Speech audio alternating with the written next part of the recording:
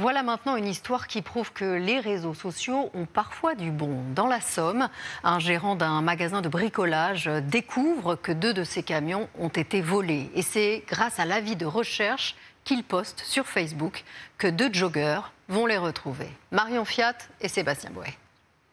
Lorsqu'Olivier arrive sur son lieu de travail, j'ai vu le portail ouvert. Donc tout de suite, je me suis dit, il se passe quelque chose qui n'est pas normal. il se dirige alors vers le hangar. Les camions utilitaires ici en photo ne sont plus là.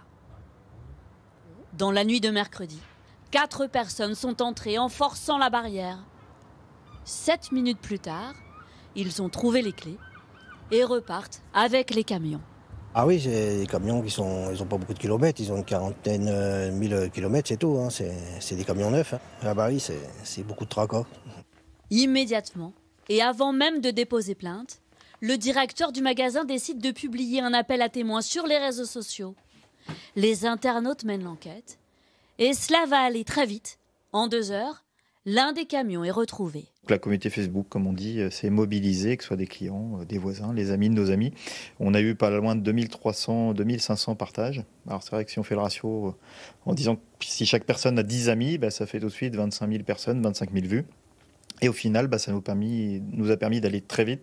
2 coureurs ont repéré le camion. Ils ont contacté le magasin après avoir lu l'appel du directeur. Même si l'intérieur a été saccagé par du ciment et le contenu d'un extincteur, cette chaîne d'entraide a beaucoup touché l'équipe de salariés. Ça fait chaud au cœur parce qu'en plus, c'est nos outils de travail. Donc c'est vrai que la solidarité, ça marche encore. Voilà. Les coureurs, héros modestes, n'ont pas répondu à nos sollicitations. En attendant, les voleurs sont toujours en fuite. Cette nuit-là, ils ont commis 3 autres cambriolages.